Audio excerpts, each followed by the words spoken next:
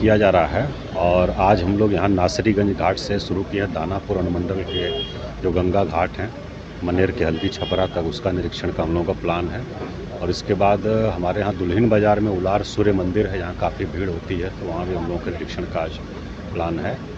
और मसौढ़ी अनुमंडल में भी कुछ बड़े छठ घाट हैं, उनको भी हम लोग आज देखेंगे। तो मुख्य रूप से वहाँ जो तैयारी हो रही है उसका निरीक्षण कर रहे हैं, किसी प्रकार की कोई कमी नहीं रहे और कोई दुर्घटना का चांस नहीं रहे, तो उसी को लेकर के हम लोग निरीक्षण कर रहे हैं।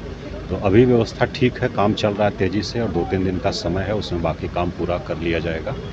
और कुल मिला के घाट का निर्माण कराया जा रहा है, बैरिकेटिंग की जाएगी जल स्तर देखते हुए, और उसके बाद चेंजिंग रूम, प्रकाश व्यवस्था और कंट्रोल रूम हम लोगों का, मेडिकल टीम सब लोग रहेगा, एसडीआरएफ एनडीआरएफ की टीम भी रहेगी कि किसी प्रकार की कोई अप्रिय स्थिति नहीं हो, साफ़ सफाई रहेगी, जो हमारे छठ व्रती आ रहे हैं उनको किसी प्रकार की असुविधा नहीं हो।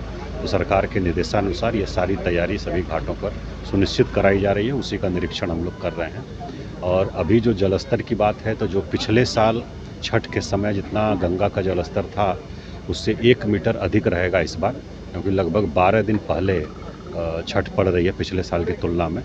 तो उसको देखते हुए हम लोग बैरिकेटिंग कर रहे हैं। और आज का जो जल स्तर है, इससे हम लोगों को उम्मीद है कि अभी लगभग 1 से 1.5 फीट और घटेगा छठ के दिन तक, लगभग 8 से 10 सेंटीमीटर प्रतिदिन घट रहा है। तो उसको देखते हुए तो हम लोगों ने तैयारी अच्छी की है और जो बचे काम है उसको समय से पूरा करने का निर्देश दिया गया है। विभिन्न घाटों पर उसी का निरीक्षण कर रहे हैं। सर, पार्किंग की व्यवस्था?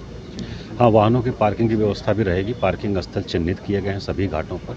मुख्य रूप से जो कॉलेज और स्कूल और इस प्रकार के प्रांगण हैं, वहाँ पर हम लोग इसको रख रहे हैं। और जो हमारे कच्चे घाट हैं इधर जेपी सेतु के आसपास, वहाँ भी बड़े बड़े पार्किंग स्थल निकले हैं, उनको भी बैरिकेड करा के हम लोग पार्किंग की व्यवस्था करा रहे हैं। तो छठ के दिनों गंगा में नाव का परिचालन?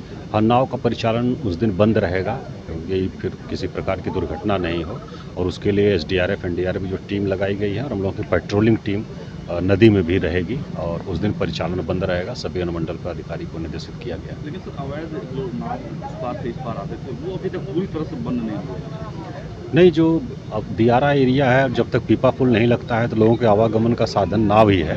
तो हम लोगों ने ये कहा ओवरलोडिंग नहीं करेंगे, और अपनी दिनचर्या के लिए इधर आ रहे हैं सिटी साइड में, फिर यहाँ से दियारा एरिया में जा रहे हैं, तो मुख्य साधन तो अभी नाव ही है जब तक पीपा पुल नहीं बन जाता है। जैकेट भी नहीं? तो उसको देखते हुए कहा गया है कि नाव जो है उसको ओवरलोडिंग नहीं करें, और जो क्षमता है उतना का ही परिचालन करें। और निबंधन का निर्देश दिया गया है। एसडीओ पर जो है अनुमंडल पर अधिकारी सभी का निबंधन भी सुनिश्चित करा रहे हैं, उस पर हम लोगों की नज़र है।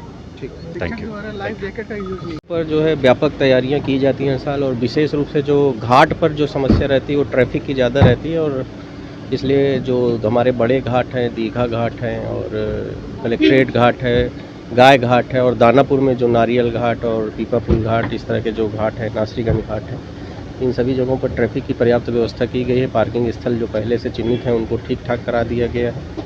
हमारा ये अनुरोध होगा कि जो प्रशासन ने व्यवस्थाएं की हैं और जैसे गाइड किया जा रहा है उसको स्थानीय लोगों को उसको माने, क्योंकि कई बार ऐसा होता है कि कुछ घाट जो है जो खतरनाक घोषित किए जाते हैं, लोग वहाँ चले जाते हैं और कुछ अनटोवर्ड इंसिडेंट भी पूर्व में हो गए हैं।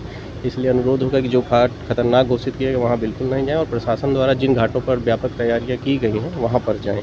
इसके अलावा छठ पर क्योंकि लोग बड़ी संख्या में रात में घाट पर रहते हैं, तो वैसे घाटों में रात में भी सुरक्षा बलों की प्रतिनियुक्ति की गई है। पुलिसकर्मी वहाँ रहेंगे, और गांव जो उनके घर हैं उन घरों पर भी जो है गश्ती वगैरह की व्यवस्था वैसे मोहल्लों में की जा रही है। नासरीगंज मोड़ जो है छठ के दिन अमूमन देखा जाता है कि शाम के अर्घ के दिन पूरा चौक हो जाता है, दोनों तरफ से गाड़ियाँ आती जाती है, तो उसके लिए क्या कुछ स्पेशल कुछ व्यवस्थाएं की? नहीं, देखिए, इसमें दिक्कत तभी होती है जब लोग एकदम लास्ट मोमेंट में बड़ी संख्या में आते हैं। इसलिए हमारा अनुरोध होगा कि पहले से ही आना शुरू कर दें, क्योंकि जो शाम वाला अर्घ होता है उसमें दोनों तरफ से ट्रैफिक चलता रहता है, लोग आते भी रहते हैं, लोग 3 साढ़े 3 बजे से आने लगते हैं और वापस भी जाने लगते हैं। उसमें जब लास्ट मोमेंट में लोग बड़ी संख्या में आते हैं तो समस्या होती है। इसीलिए सुबह के अर्घ में इस तरह की समस्या नहीं होती, क्योंकि लोग आते हैं और फिर एक अलग अलग समय में निकलते हैं, आने और जाने का समय अलग अलग हो जाता है। इसलिए शाम के समय में जो जहाँ रोका जाए लोग वहाँ रुके। कई बार लोग रुकना नहीं चाहते हैं और बहुत घाट के नज़दीक आना चाहते हैं, खासकर जो बाद में आते हैं। इसलिए अनुरोध होगा कि समय से आ जाएँ और जहाँ पर फिर जो ट्रैफिक के कर्मी हैं, जो पुलिसकर्मी प्रतिनियुक्त किए गए हैं यातायात संचालन में, उनके द्वारा जो अनुरोध किया जा रहा है उस अनुरोध को मानेंगे तो इस तरह की कोई समस्या नहीं होगी। अतिरिक्त भी बल लगाए गए हैं। हाँ, छठ के दिन जो है घाटों पर अतिरिक्त बल लगाया गया है और जो ज़्यादा भीड़ भाड़ वाले घाट हैं या जहाँ रात में लोग रहते हैं वहाँ उसके लिए भी अलग से व्यवस्था की जाए। वाच टावर भी वाच टावर लगाए गए हैं, रोशनी की आने जाने वाले रास्तों में पर्याप्त रोशनी की व्यवस्था की गई है, घाटों पर वाच टावर बनाए गए हैं। इसके अलावा बैरिकेडिंग भी प्रशासन द्वारा की जा रही है। ये भी अनुरोध होगा कि बैरिकेडिंग को लोग क्रॉस नहीं करें। एक छोटा सा सवाल है सर, ट्रक जो देखा जाता है अमूमन सड़कों